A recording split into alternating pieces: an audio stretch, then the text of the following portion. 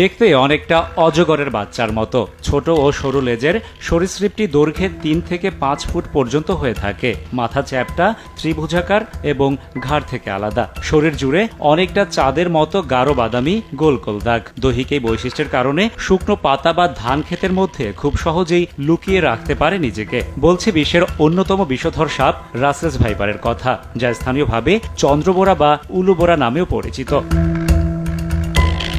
সাধারণত সাপ মানুষকে এড়িয়ে চললেও ঠিক উল্টো স্বভাব রাসেলস ভাইপারের। নিজেকে বিপন্ন মনে করলেই করে বসে আক্রমণের ক্ষেত্রে এটি এত ক্ষিপ্র যে ১ সেকেন্ডের ১৬ ভাগের ১ ভাগ সময় শেষ করতে পারে পুরো প্রক্রিয়া। খেপে গেলে শব্দ করে প্রচণ্ড জোরে, ঠিক যেন প্রেসার কুকারের মতো।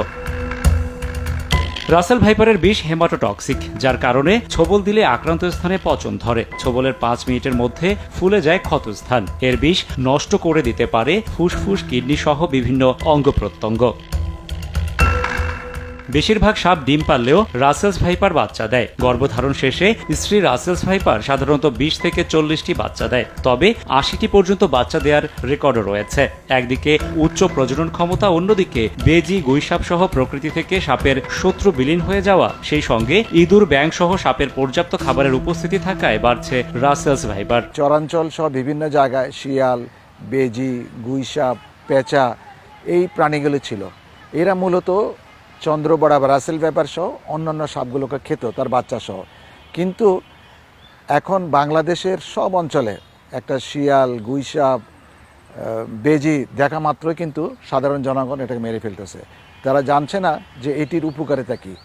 এর কারণে কিন্তু রাসেল ভাইপারের সংখ্যা এখন বেড়ে যাচ্ছে, কারণ তার কিন্তু খাদক নাই, ইকোসিস্টেমে একটা ব্রেক হয়ে গেছে। দেশে একটা সময় বিলুপ্ত বলা হলেও দেশ জুড়ে এখন মাথা ব্যথার কারণেই রাসেলস ভাইপার। বরেন্দ্র অঞ্চলের বাসিন্দা হলেও সাপটির রাজত্ব এখন দেশের অন্তত ২৫টি জেলায় পৌঁছে গেছে, চাঁদপুর, বরিশাল, পটুয়াখালী পর্যন্ত।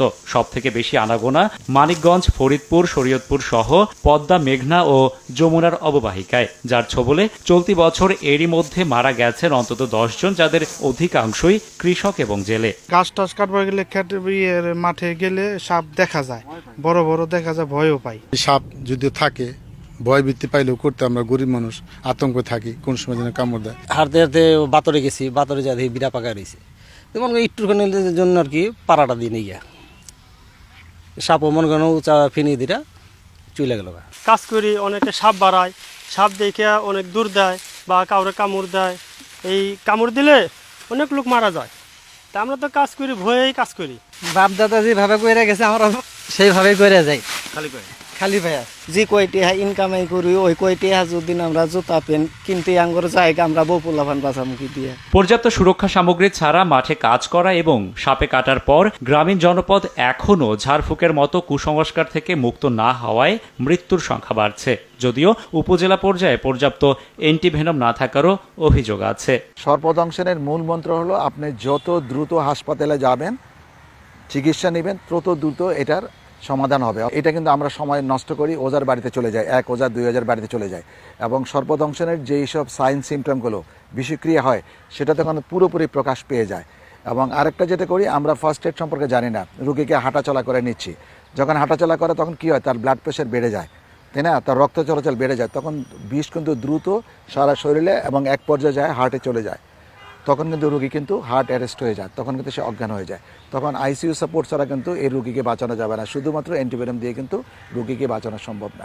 অ্যান্টিভেনম আমাদের উপজেলা পর্যায়ে পর্যন্ত দেওয়া আছে, এবং এনসিডি কর্নার থেকে এগুলো নিয়ে ট্রেনিংও দেওয়া আছে, এবং যে কোনো জায়গায় যেখানে বেশি সাপের উপদ্রব সেই সব জায়গায় সংরক্ষিত আছে, এবং এনসিডির সঙ্গে যোগাযোগ করলে সেটি পৌঁছে দেওয়া হচ্ছে। দেশে বছরে ৪ লাখেরও বেশি মানুষকে সাপে কাটে, যাদের মধ্যে ৭,০০০-এর বেশি মানুষের মৃত্যু হয়।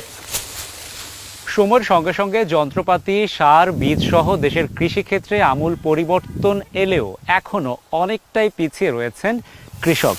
তাদের পোশাক পরিচ্ছদ রয়ে গেছে আগের মতোই, যা কর্মক্ষেত্রে সর্পদংশনের অন্যতম কারণ। অথচ খালি পায়ের পরিবর্তে একজোড়া গামবুট আর লুঙ্গির পরিবর্তে শক্ত মোটা প্যান্ট পরিধান করলেই থাকা যায় অনেকটাই ঝুঁকিমুক্ত।